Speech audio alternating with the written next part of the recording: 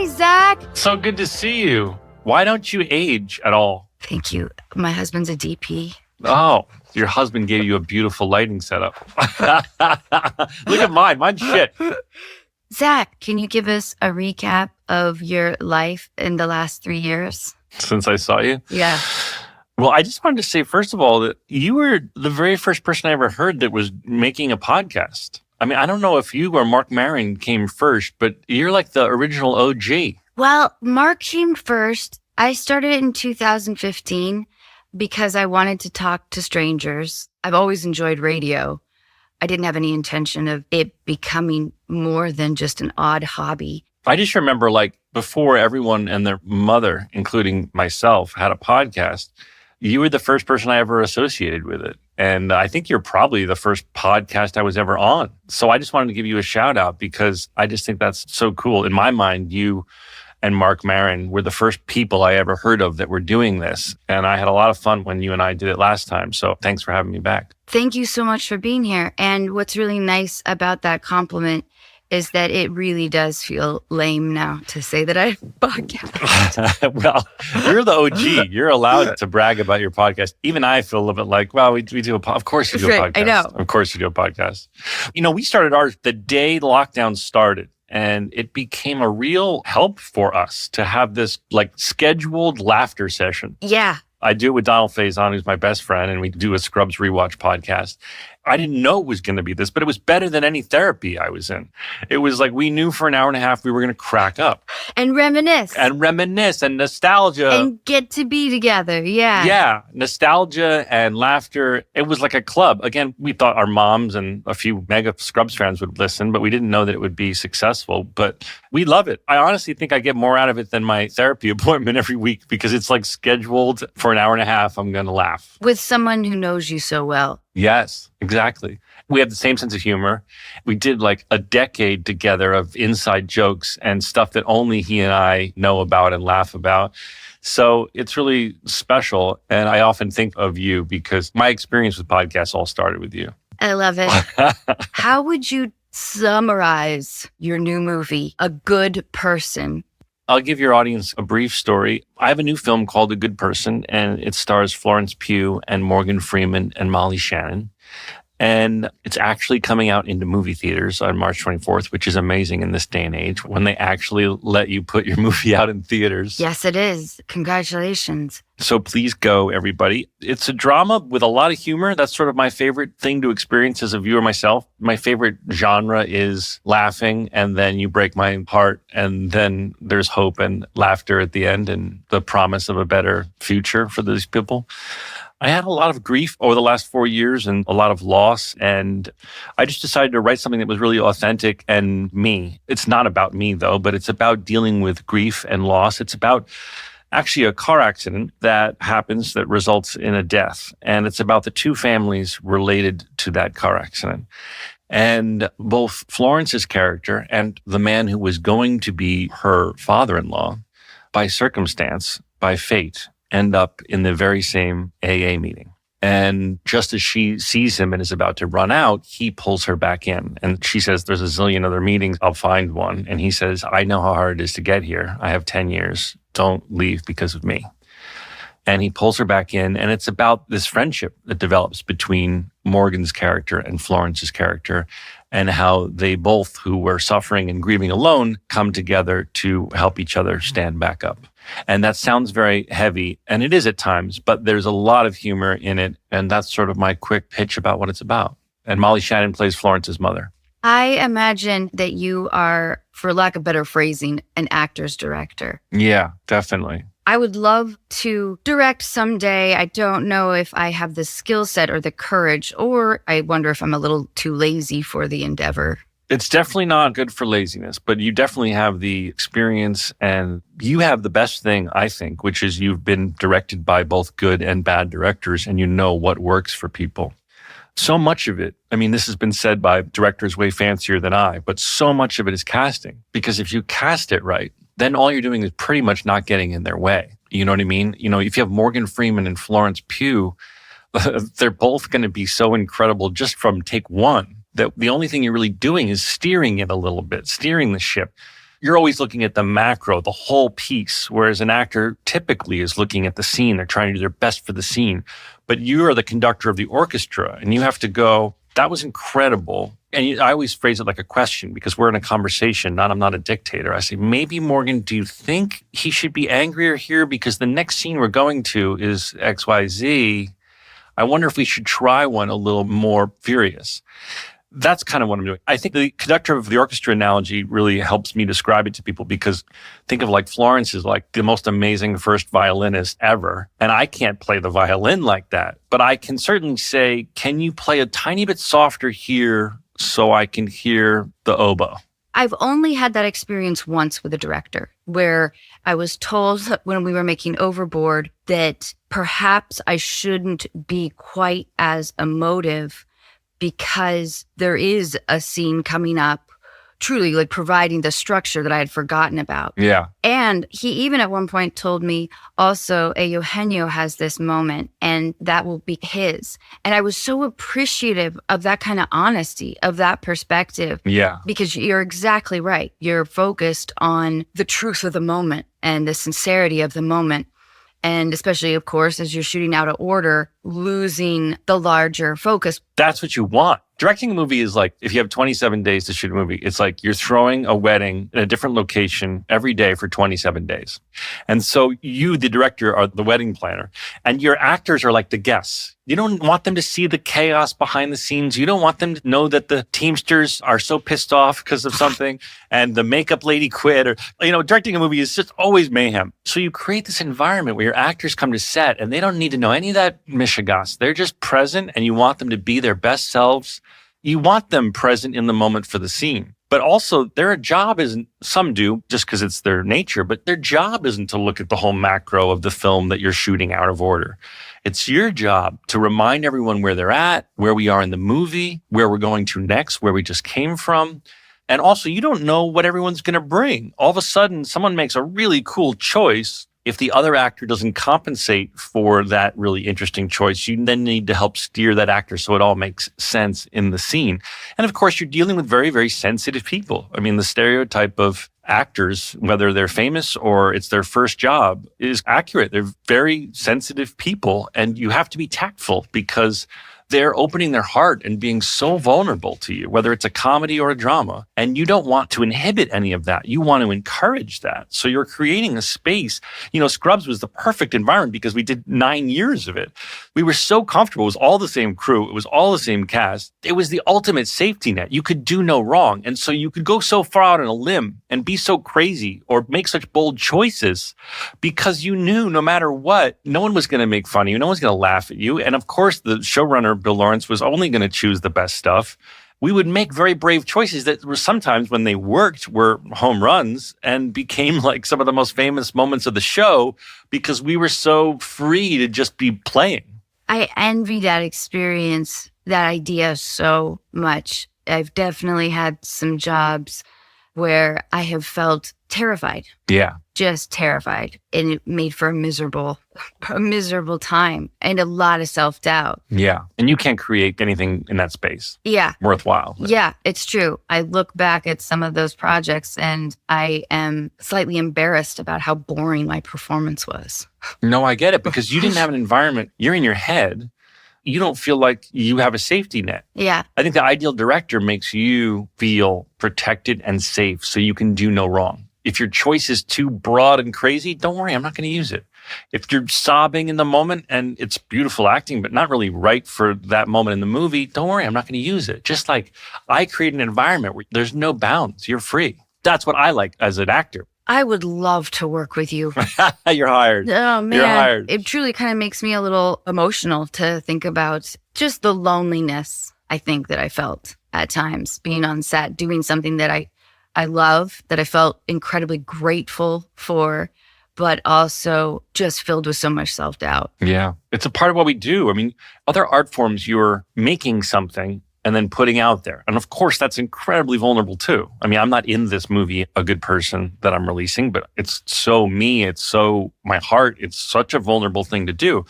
But actors have the unique thing of being like, your art is you. What you're putting out there is your very humanity. Yes. Yes.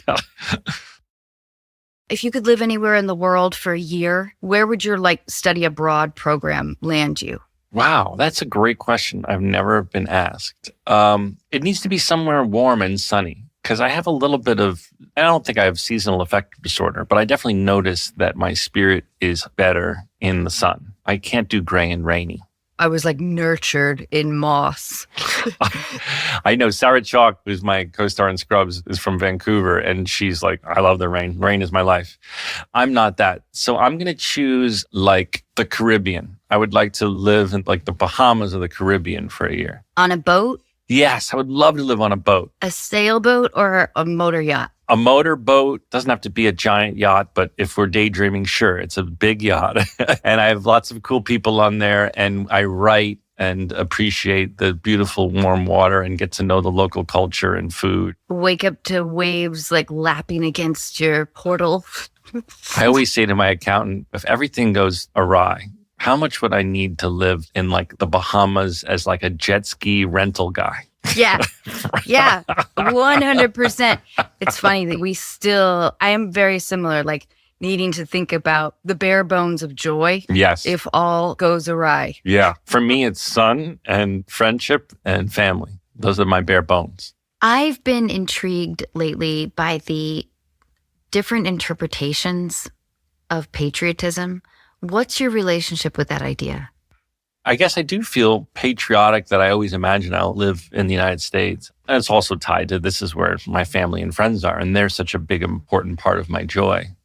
In terms of solitude, I know these people that go on trips totally alone. They go backpacking across South America. I could never do that. Or I could, but it's not something I would ever choose because I like my solitude, but I certainly rely on my friendships and my family for serotonin. Have you always been really close with your family? Yeah, always. What traits do you think you inherited or absorbed from your mom? She's very loving. My mom is 82, and I try and let her know every time I see her that I'm so blessed to not have a single issue with her. She was a wonderful mom, very nurturing. She's a psychologist, so she had a leg up in terms of being a great mom, perhaps. But yeah, I try and let her know all the time how grateful I am. And I'm aware of how many people have issues with their parents and they had traumatic childhoods. And I do have childhood trauma, like I would imagine most people do in some capacity, but it never came from my mother. She just did a fantastic job. I used to joke, I still joke that I get free therapy from her because she's just a wonderful counselor as well as a mom. And I bet as the observer of this, you have inherited that. The intimacy. You know what I mean? I imagine you're an incredible confidant. Thank you. I definitely pride myself on being someone who can show up for friends. When I went through difficult times and loss, you see the community that supports you and who shows up and who doesn't. And I definitely want to pay that forward for the rest of my life. So now, more than ever, I make sure I'm the person who shows up for friends and family when they need me. I recently read, or maybe I heard it on a podcast, I forgot, but someone say something that really stuck with me, which was when someone's going through something, don't write in an email or a text, if you need anything, please let me know. Just do it. You're now putting the burden on the person who's in a tough time. You're now saying, when you need me, text me. They're not going to do that. And also they have too much on there. Just do it. At the very least, show up with croissants and coffee and be there to listen. Don't say, hey, reach out to me when you need me. I love a good long phone conversation. I wouldn't call it complicated relationship with texting and social media and the phone and everything. I just resent it. Yeah. I've gotten off all social media except Instagram. I read a book that I highly recommend to you and all of your listeners called The Chaos Machine. And it's really just about these companies who created these social media platforms and how sinister the whole thing is and how it's designed. Oh, I would love to get into this. Read The Chaos Machine. Yeah. It really was the final nail in the coffin for me. It got me off everything but Instagram so far, but now I have a timer on my Instagram, which you can do on your phone. I get locked out after 45 minutes. That's awesome. How old were you when you first felt like you were in love? Oh, my college girlfriend was my first love. I would guess I was 20. It's the first time I felt those feelings of, oh my God, wow, this is what they're talking about in the books, in the poetry, in the music. How long did that relationship last? Just a couple of years. She did a semester abroad, and that ultimately ended the relationship. She came back and we tried to keep going, but it didn't ultimately keep going. I would say it was at least a year and a half of that feeling. When she told you she was going to go study abroad, how did you take that? I was super sad because I certainly didn't think we were going to, in college, be in a long-distance relationship to another country. And I was jealous and insecure that she would find someone over there that was more exciting than me and, a sexy foreigner. And I went and visited her. And oh, that's a lonely experience when they're all buddies, oh all my the Americans. God. And you're like, hey, what have you guys been up to? It was not good. Not her fault. My own insecurity and like exactly what you're saying. She had a whole new group of friends there and a whole new inside jokes, and it didn't work really well. Some funny stories that are a good fodder for writing one day, but it was rough. Yeah, you're right. There is something there of like visiting your girlfriend in like Italy or whatever. Oh yeah. My God. Will you tell us about a heartbreak? And it can be anything. It can be romantic. It can be career, anything on your comfort level. Well, I lost my best friend to COVID. That's the first thing that comes to mind. It was kind of a public thing. Some people may have heard of it. His name was Nick Cordero. He was a Broadway star. And he and his wife, Amanda Klutz, came with their baby to move to LA right in the beginning of the lockdown. They were looking for a house, and I have a small little guest cottage behind my house, and they were staying there, and they found a house, and they were so excited, and they went back to New York to pack their things. And when he came back, he got COVID really bad. He was hospitalized. Back then, they were putting people on a ventilator right away, and they put him on a ventilator right away, and he never came off of it. I'm so sorry, Zach. Yeah, of course, I remember that story. That was such an early, shocking tragedy. Yeah, I think a lot of people gravitated towards it because we were told that people that weren't senior citizens weren't dying from it. Right. Also, Amanda chose to share her journey on social media because she sort of built this army of people that were rooting for him. And also, I think she wanted to broadcast that, hey, this isn't just senior citizens, guys. Look what I'm going through. So it became something that a lot of people knew about, but it was horrible. And I think it's kind of where some of the writing for my new film, A Good Person, came out of, because I was watching Amanda and thinking, how the fuck does someone stand up after this? Like, how do you begin again? And there's so many people who go through this. It doesn't need to be on the level of death even. It could be a divorce. It could be a miscarriage. Whatever insert your personal lowest moment is. I wanted to write about standing back up and how we recover from tragedy. So that was kind of one of the catalysts for writing this new film. The hopeful ending is that things do get better. His wife misses him and grieves for him all the time. And she also has stood back up and put her shoulders back. And she has an amazing career and has the most amazing relationship with their son and is beginning to dip her toes in the dating waters. For me, she was an inspiration on standing back up and how whatever amount of time it takes, if you do the work and you allow time to pass and you are surrounded by loved ones who are helping you, human beings are resilient and they can stand back up and put their shoulders back. And not to say that we ever forget or don't honor someone who's passed, but we can do what they would want and not spend the rest of our lives on the floor. One of the reasons I like to talk about the idea of heartbreak is because I don't believe in closure.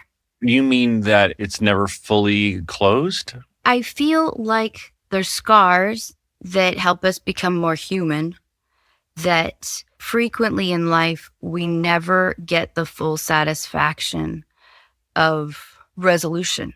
Well, I think you reach a certain age where you've had enough relationships where some you can close the door on, saying that was not healthy, that was not good, and I don't long for that person. And then there's others where you're like, oh man, I'll always have a space in my heart for that person. I think that relationships fall into two different categories, I think.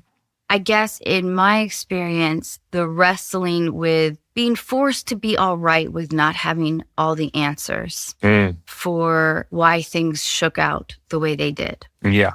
I'm a believer in the idea that, let's say, if you find out someone was unfaithful to you or something, this is sort of a side idea, I guess, but they're linked. the idea that having the pain of the visualization, sometimes questions leading to the hamster wheel late at night, like, oh, in what bed? What text? Like attempting to put the puzzle pieces together.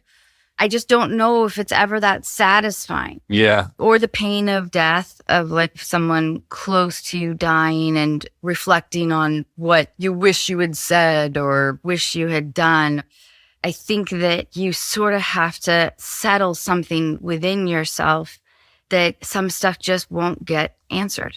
Does that make sense? It does. One can spin an OCD out on the same thought over and over and over again and obsess, but that's not going to bring you any sort of peace. And certain things you just have to let go.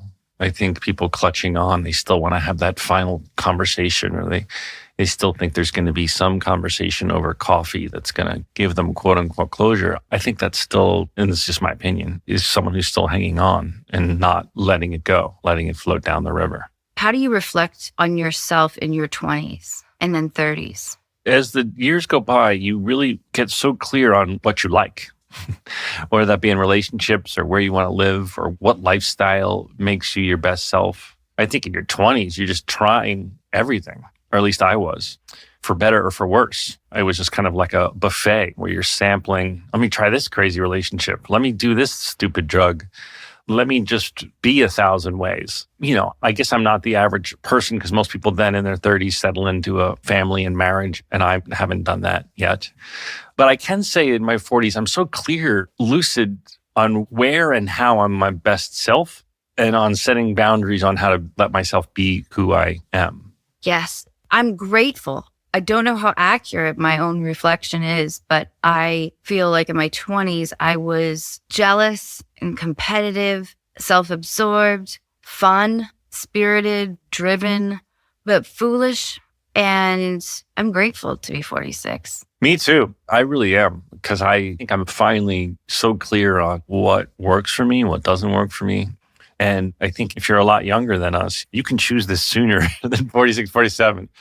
It took me a while. I think you, listener, can do it sooner. Yeah. Settling in on what is your authentic self and what makes you feel best, and being really communicative with your partner and the people around you about what you need and what you want, and just being fully authentic. I think the more authentic and fully you that you show up, people will have no choice but to respond to that. So you're not struggling to put on airs or to wear a mask, which is so stressful. You can settle in on, this is who I am, and respond to that. It's just naturally less stressful, I think. If you're a business looking to reach millions of engaged podcast listeners around the world, start advertising with Acast. Acast is the only place to work with 92,000 exclusive shows, including huge hits like WTF with Mark Maron, Anna Faris' Unqualified, as well as top publishers including the BBC and The Economist. Acast's self-serve ad platform is easy to use, giving you the power to choose your perfect audience, create and launch your campaign, and track your results, all in one place. Get your message heard and reach customers wherever they're listening. Visit go.acast.com/advertise to get started today.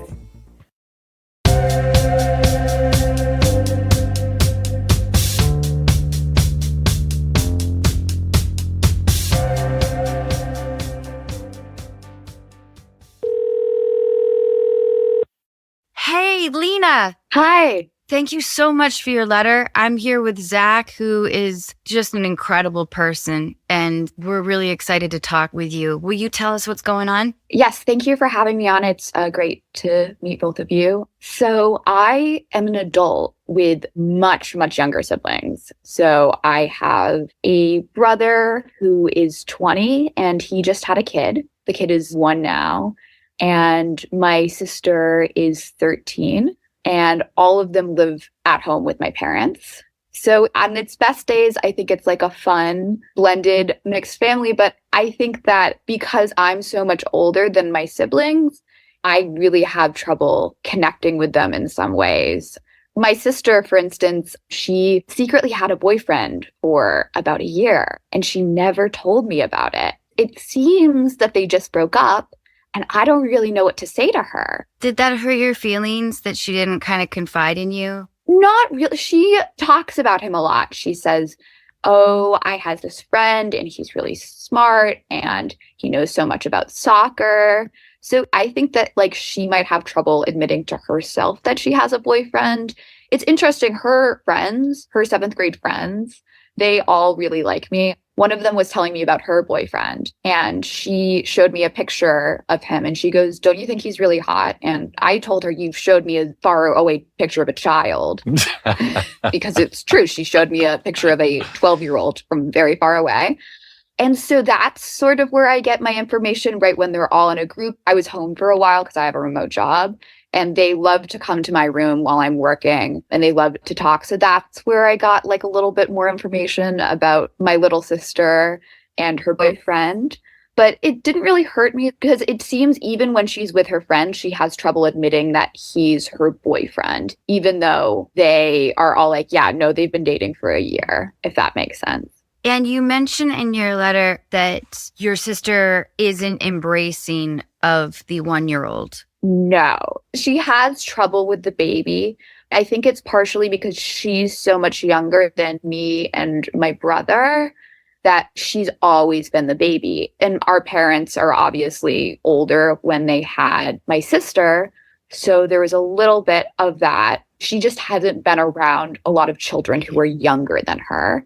But it's extreme. Like she has held the baby twice. Once the day he was born, and then the second time she was forced to for a photo and she looks incredibly uncomfortable. I once came into her room holding the baby and I said to her, can we just hang out here? I just want to avoid the family. And she goes, no babies.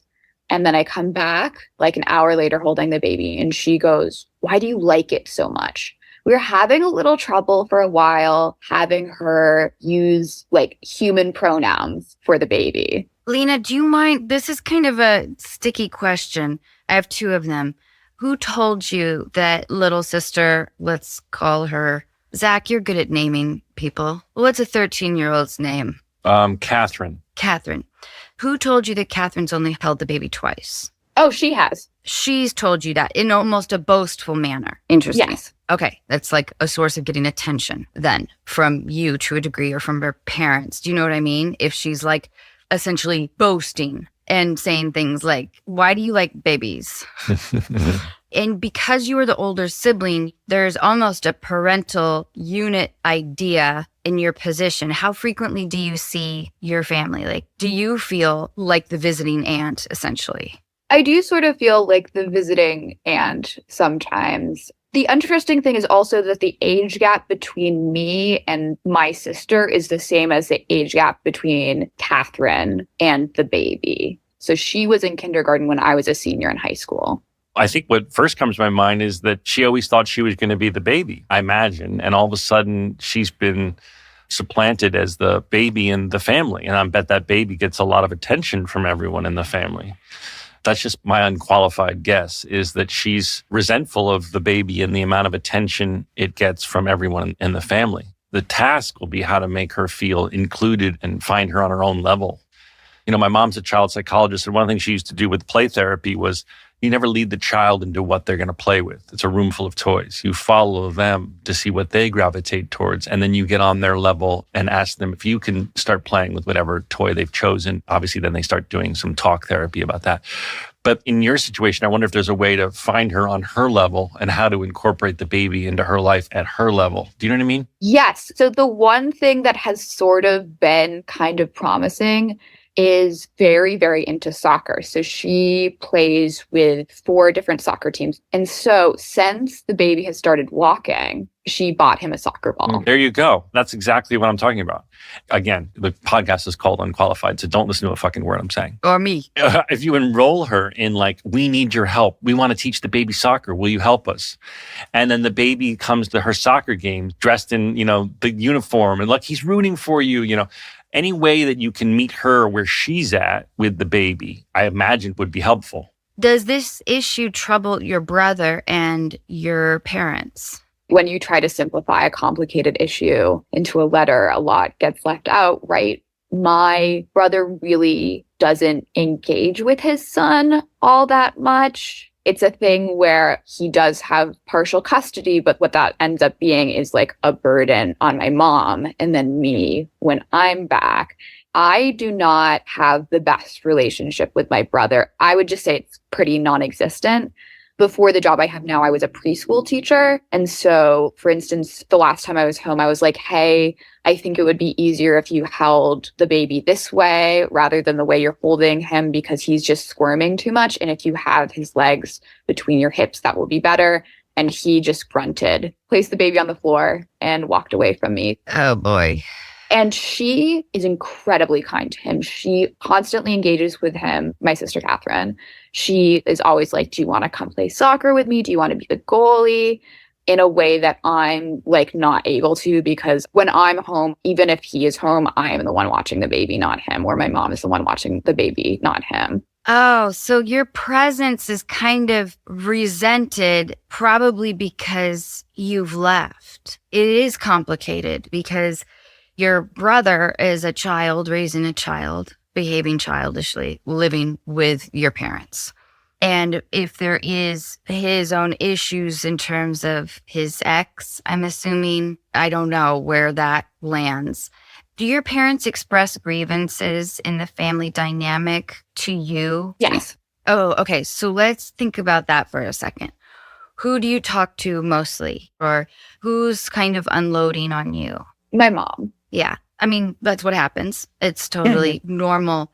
Do you feel yourself, I guess, resentful on behalf of your mom? Because I would. Like, I wouldn't fault you. I would totally. Yeah, I feel resentful on behalf of my mom, but I also feel resentful on behalf of this baby who, like, does not have an engaged parent. And even my mom, right, like she was talking about gaining full custody and she's like, I can't do that. I'm renovating my house. And it's like, it seems like your level of concern for the welfare of this child is kind of outweighed by the fact that you're renovating your home. Again, like it's hard for me to see how serious my mom's concerns with my brother's ex are if like renovating her home takes place over like taking the baby at nights. You're in a tough position because you are the older sibling, which your strengths are caretaking, generosity, wisdom that can come across as maybe being like a know-it-all or like the pretty successful one who has all her shit together.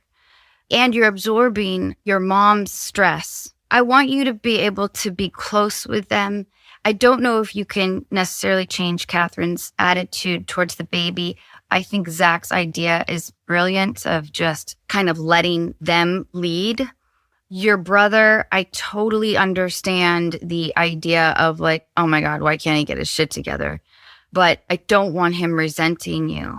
It's not your responsibility. That might be a little tough lovey, but none of this is your responsibility. Your brother put himself in a position. Your mom is obviously helping him and perhaps enabling him to not be 100% present when the baby's around.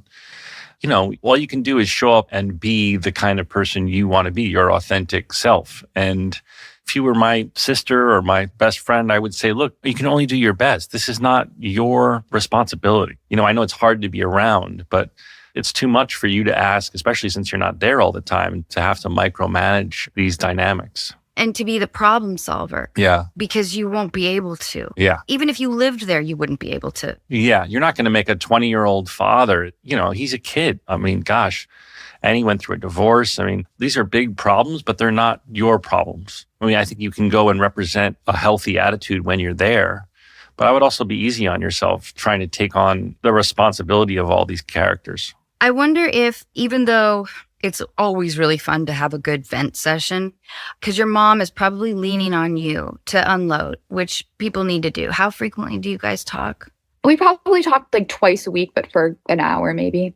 I'm just sort of spitballing here. Maybe there's like, okay, mom, let's have a vent session. Like, how are you doing? What are your frustrations in the household right now? I want to be your sounding board.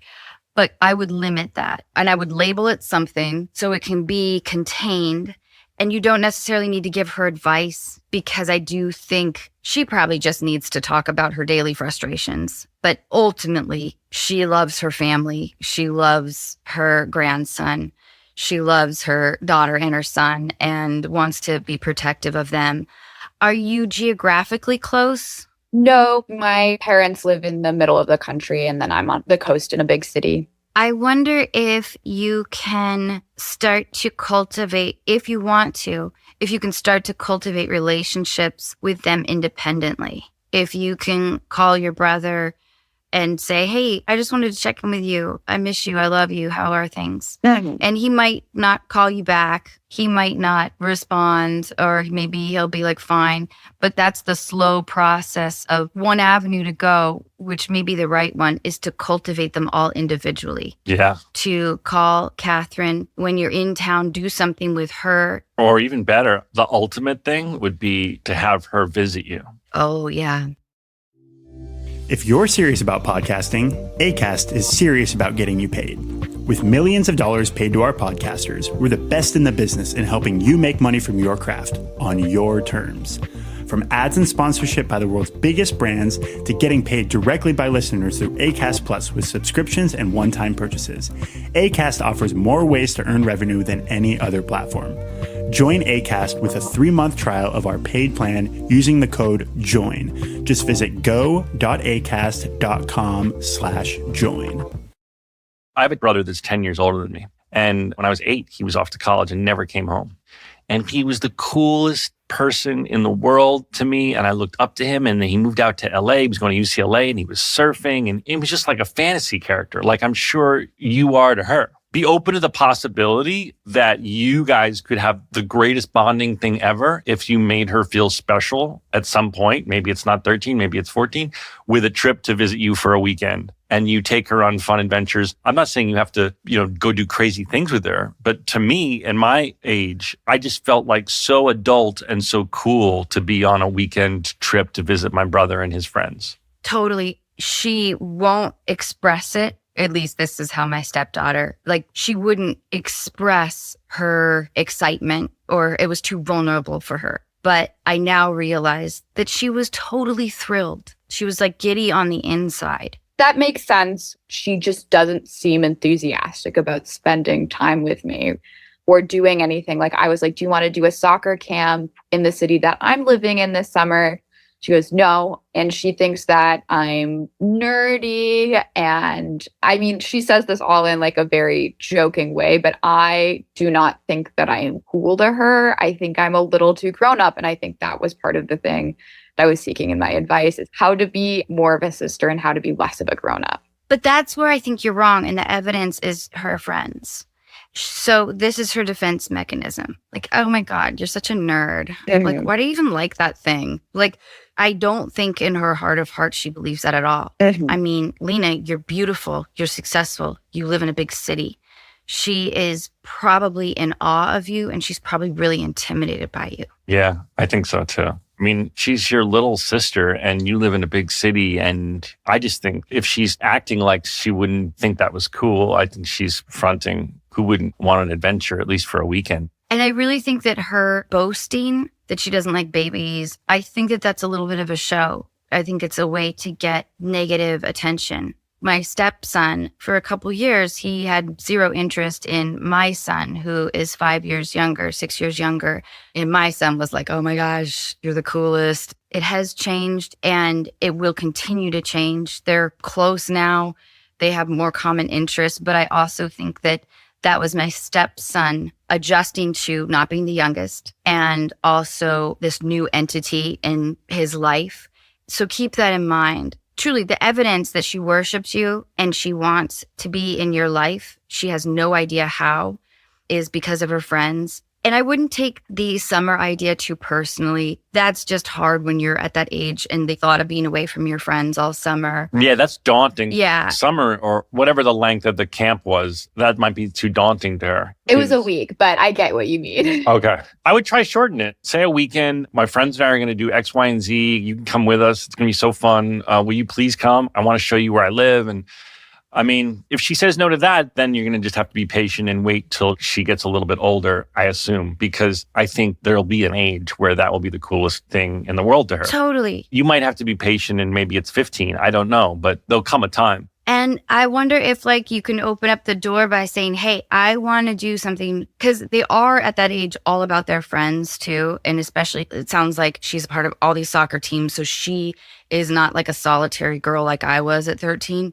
I wonder if like, and I truly am spitballing, if there's like a women's World Cup thing, you could start to engage with her about like, hey, I want to do something really fun for like the big New Zealand thing that's happening this summer.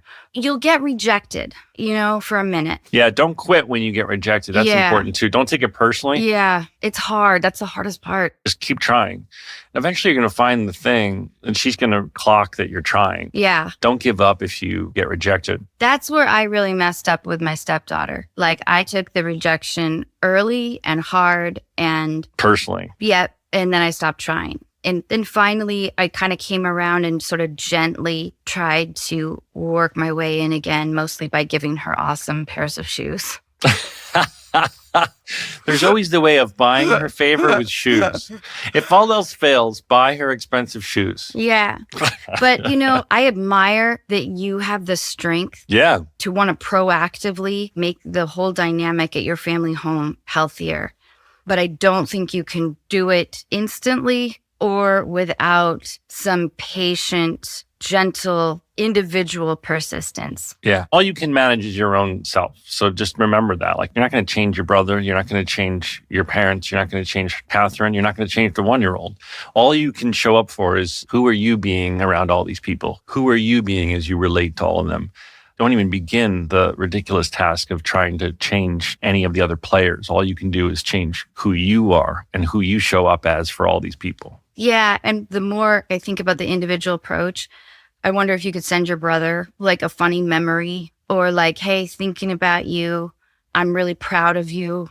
I mean, maybe that's a little patronizing that he'll bristle against, but he's being a doofus. He probably has been for a long time, but he could probably really use your love and support and having someone kind of believe in him, because he's probably really licking his wounds right now. Yeah. A 20-year-old in a divorce and a baby is most likely in an insecure, licking his wounds place. So always come at it from that perspective. Thank you so much. This has been really helpful. Good. The awesome thing is that you have the strength to take some blows and keep going with individual generosity and love.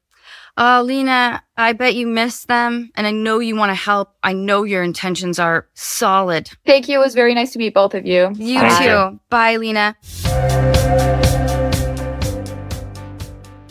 I'm not sure she left completely satisfied. No, I think we did the best we could as unqualified therapists.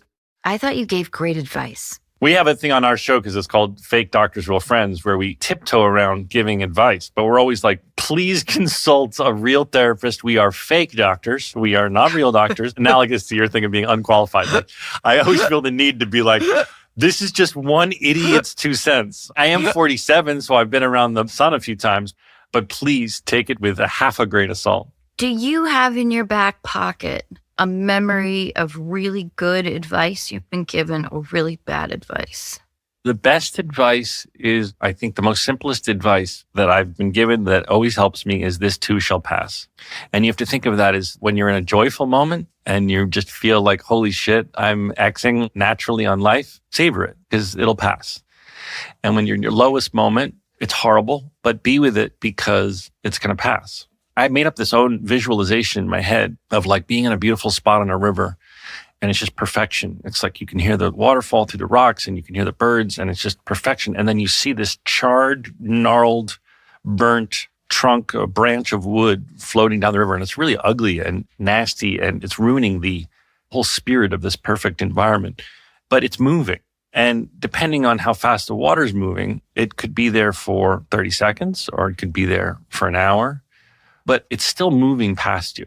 And I think of that a lot when I'm going through a hard time, that, okay, I'm in it. I'm looking at this proverbial gnarled, burnt piece of wood, but it is on the river and it is moving, and this too shall pass. That's beautiful and helpful. Okay, let's say all forms of entertainment were outlawed. What a horrible place. I know. What skill sets do you have? What are your back pocket resources in terms of like making money? How would you do it? Oh, you mean with no further education, like right now? Yeah. Oh, man. Dog babysitter? Okay. Dog sitter. I love dogs. If I wasn't a busy person who travels a lot, I'd have like 6 dogs on my property. I have one. She's beautiful. I know. I keep seeing her jump on Yeah, the couch and she's that's like Billy. waiting for you to be done. Yeah, that's Billy. That's Billy. I joked to my friend I should have named her Sarah Tonin because she just makes me so happy. It's funny you say that. Like, I have things I love, like architecture and design, but I would, of course, need to return to school. Oh, also, I love flying, aviation. I have my pilot's license. Oh, that's incredible. That falls under, I would need more training to do that for a living, of course, but that is an area of something I'm really intrigued by. Will you tell me about what it's like? What kind of joy it gives you? I mean, I really love skiing and I love horseback riding. I'm okay at skiing. I'm not great at horseback riding, but there is a mental place there that feels unique in each of those. Absolutely. So will you tell me about that with flying? In all 3 examples, you need to be so focused on what you're doing or you could hurt yourself badly. So it's a meditative in a bizarre way because you go into a place where you're so focused on what you're doing and what the next task is. Yes. That there's no room for that ticker tape of bullshit that you're talking to in your head about nonsense that's not helpful or healthy for you. You know, if you go up flying and take a lesson for an hour and a half or 2 hours, by the time you land, by the time you got to your car, you didn't think about anything other than flying for that time. And it's a really, really powerful way of going into a meditative state that I imagine, well, I ski a little bit too, so I can experience that way. And also I imagine horseback riding is that way as well. Getting your pilot's license, did it make you more or less anxious to be a passenger on a commercial flight? Much less anxious. That's a relief. It's one of the reasons I did it, actually. I wasn't a great flyer. Back in the day, as you know, better than most people, we used to get these insane gift bags that were full of really good, they were really great, amazing stuff. I know. We had no idea what jerks we were. I know we would get these ridiculous gift bags for like presenting at an award show. Now they don't do it anymore because I think they finally decided they should tax these gift bags. And everyone was like, well, then I don't want to, don't hand me a tax burden. But back when I was first starting out, one of the gift bags had a first flight lesson gift certificate. And I was intrigued and I thought, wow, I am an anxious flyer. I bet if I learned the basics of aviation and took a 2.5-hour lesson, that's all I would need. It would make me more relaxed flying. Well, I took it and it was in this really junker of a plane. I still loved it. I was so intrigued.